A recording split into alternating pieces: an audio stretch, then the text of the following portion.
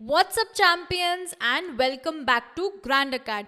तो आज इस वीडियो में मैं आपको बताऊंगी most important topics of business study. अब आपको एक चीज़ ध्यान में रखनी है कि जो भी मैं आपको टॉपिक्स बता रही हूँ उसमें से काफ़ी सारे टॉपिक्स ऐसे हैं जो हर साल रिपीट होते हैं। तो इसमें काफ़ी सारे ऐसे टॉपिक्स आपको मिलेंगे जो PYQs हैं।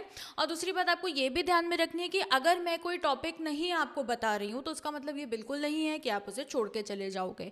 आपने बस जो मैंने आपको टॉपिक्स यहाँ पर मेंशन करे हैं ना, उस पर आपको एक्स्ट्रा फोकस देना है, और जो मैंने मेंशन नहीं करे आपको वो भी पढ़ के जाने हैं। ठीक है, तो ये गलती आपने नहीं करनी है।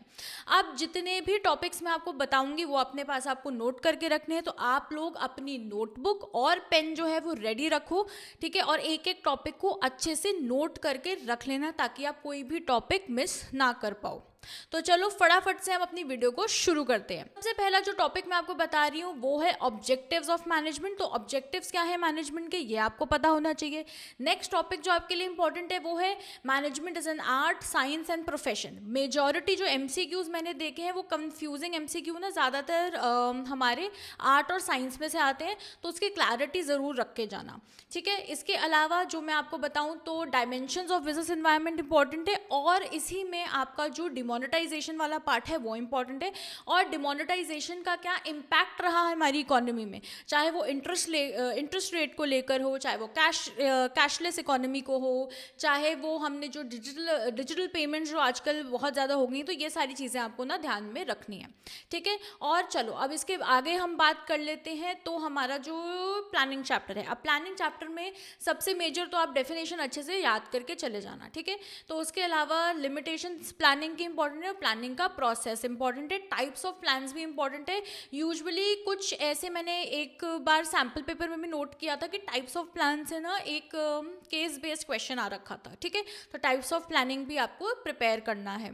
अच्छा, अब नेक्स्ट पे आ जाते हैं।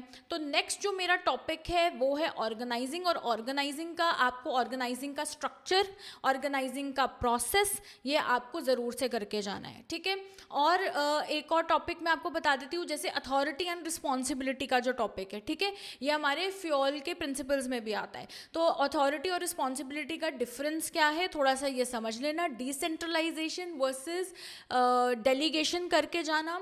ठीक है, और उसके साथ स्ट्रक्चर्स ऑफ ऑर्गेनाइजेशन आपको ज़रूर से करके जाना है। और हमारे जो 14 प्रिंसिपल्स ऑफ फ्यूल हैं वो तो बिल्कुल इंपॉर्टेंट है, वो तो सबको पता है। तो 14 प्रिंसिपल्स ऑफ फ्यूल ज़रूर से करने हैं। और जो हमारे टेलर का साइंटिफिक मैनेजमेंट है वो आपको बहुत अच्छे से करके जाना है। उसमें भी जो स्पेसिफिक में अगर आपको बताऊँ तो फंक्शनल फोरमैनशिप हो गया, time study, method study, motion study, fatigue study. ठीक है, सिंप्लीफिकेशन और स्टैंडर्डाइजेशन का डिफरेंस अच्छे से कर लेना। कई बार बच्चे जो हैं वो कंफ्यूज हो जाते हैं कि दोनों में क्या डिफरेंस है। आपको ये वीडियो अच्छी लग रही है then don't forget to like the video and subscribe to Grand Acad, ताकि आपके पास ऐसा और भी बढ़िया कंटेंट आता रहे। अब जो नेक्स्ट इंपॉर्टेंट टॉपिक है वो है हमारा स्टाफिंग। अब स्टाफिंग में से जो इंपॉर्टेंट है वो है स्टाफिंग का प्रोसेस, टाइप्स ऑफ रिक्रूटमेंट जो हमारी इंटरनल और एक्सटर्नल हो गई। उसके अलावा ट्रेनिंग एंड डेवलपमेंट का डिफरेंस अच्छे से कर लेना। On the job methods end of the job methods of training भी ज़रूर से आपको करके जाना है। नेक्स्ट जो हमारा इंपॉर्टेंट टॉपिक है वो है हमारा डायरेक्टिंग से, कि भाई डायरेक्टिंग में आपको ये पता होना चाहिए कि जो डायरेक्टिंग जो हमारा फंक्शन है उसी से सारा काम जो है स्टार्ट हो रहा है। उससे पहले हम जितना भी काम कर रहे हैं वो बस पेन एंड पेपर पे काम चल रहा है। ठीक है, तो ये आपको एक चीज़ पता होनी चाहिए। अब इस चैप्टर में जो मोटिवेशन की थ्योरी पता होनी चाहिए आपको, मैस्लोस नीड हायरार्की थ्योरी।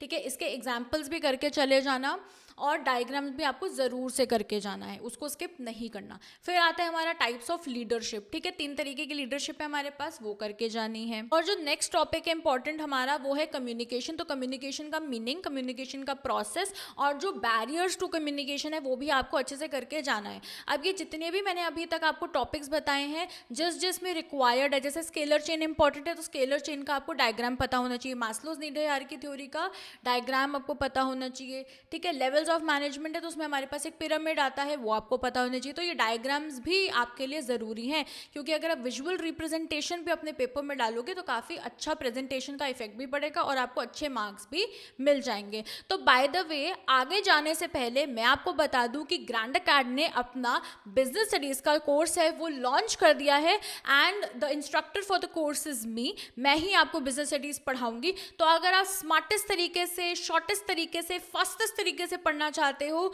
तो आप हमारा कोर्स भी ज्वाइन कर सकते हो। Scan the QR code here और I will give the link in the description and in the pin comment. यहाँ पर आपको मिलेंगे detail lectures, line by line explanation, question bank, mind maps और बहुत कुछ। और इसके साथ ही साथ आपको मेरे से मेंटोरशिप भी मिलेगी। नेक्स्ट हमारा जो टॉपिक है वो है कंट्रोलिंग चैप्टर में।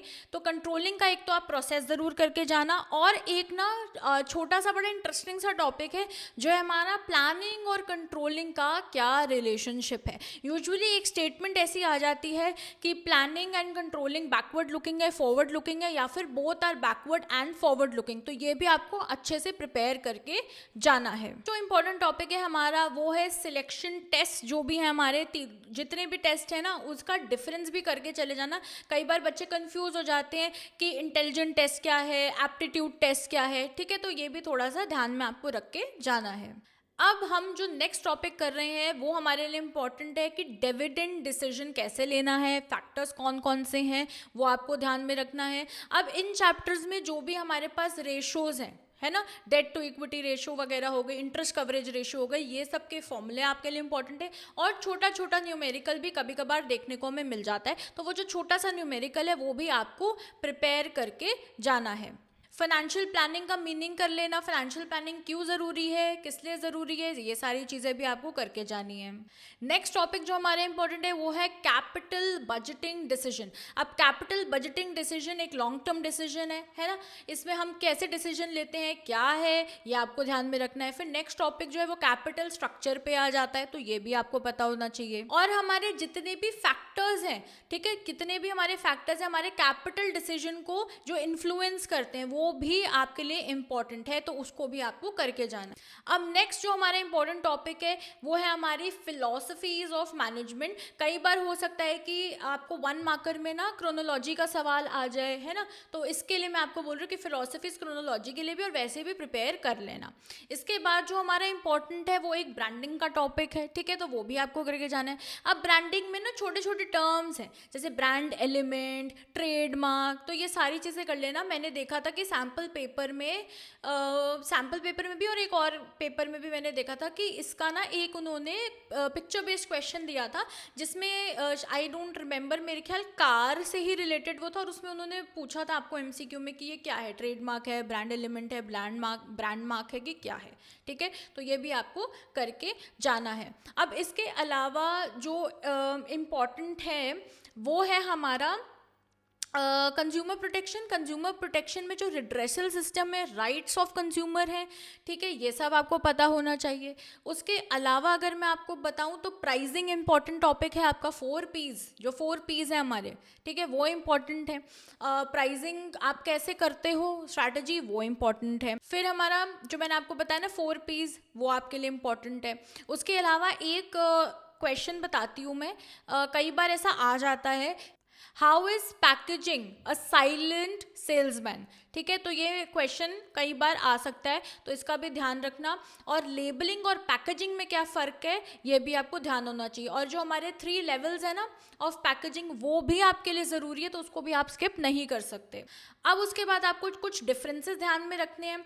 अब वो डिफरेंसेस क्या क्या हैं, उसमें एक डिफरेंस तो आपका मैंने आपको पहले ही बताया था, डेलीगेशन डिसेंट्रलाइजेशन, सेंट्रलाइजेशन डिसेंट्रलाइजेशन, ठीक है, डेलीगेशन डिसेंट्रलाइजेशन और सेंट्रलाइजेशन, एक तो ये हो गया।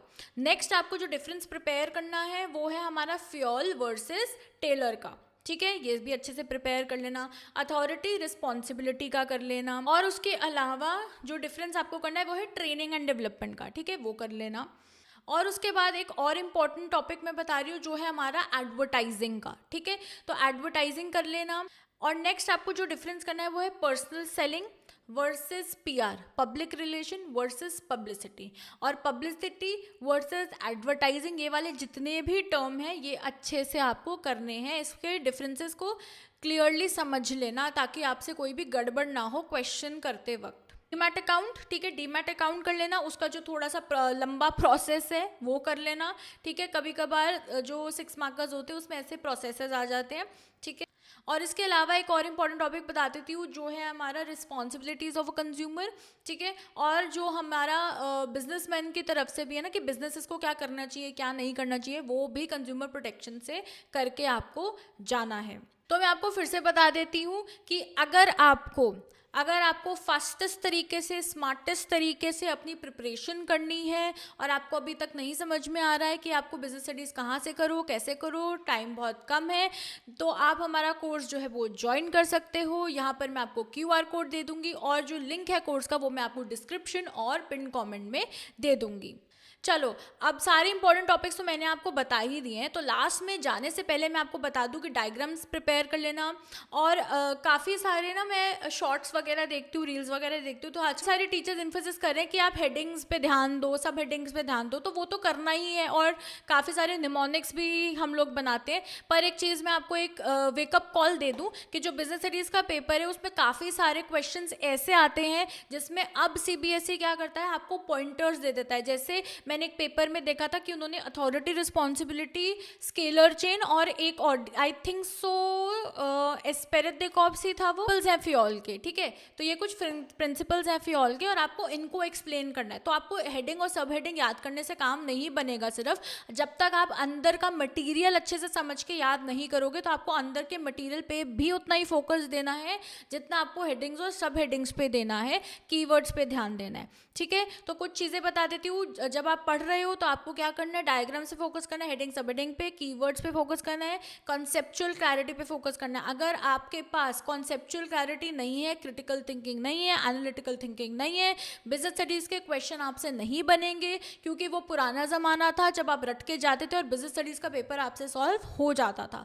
अब काफ़ी सारे जो हैं क्वेश्चंस वो कॉम्पिटेंसी बेस्ड आ गए हैं, काफ़ी सारी चीज़ें हैं उसमें, आपको समझना पड़ेगा, आइडेंटिफाई करना पड़ेगा, पिक्चर बेस्ड क्वेश्चंस आते हैं जो कंफ्यूज हो जाता है बच्चा, तो ये सब आपको तैयारी करनी पड़ेगी। और मैं आपको फिर से रिमाइंडर दे रही हूँ कि अगर आपको ये वीडियो अच्छी लग रही है then like the video, subscribe to Grand Academy, ताकि आपके पास बहुत सारी ऐसी अच्छी अच्छी वीडियोस आती रहे। तो ये वाले जो जितने भी इंपॉर्टेंट टॉपिक्स हैं आई होप आपने नोट डाउन कर लिए हो, और मैंने आपको कोर्स का भी बता दिया है कि आप QR कोड स्कैन कर सकते हो, और जो लिंक है कोर्स का वो मैं डिस्क्रिप्शन और पिन कमेंट में दे दूंगी। डिटेल कोर्स है, लाइन बाय लाइन NCERT है, conceptual clarity, critical thinking, analytical skills पे हमने ध्यान दिया है, मैं ही आपको पढ़ाऊंगी।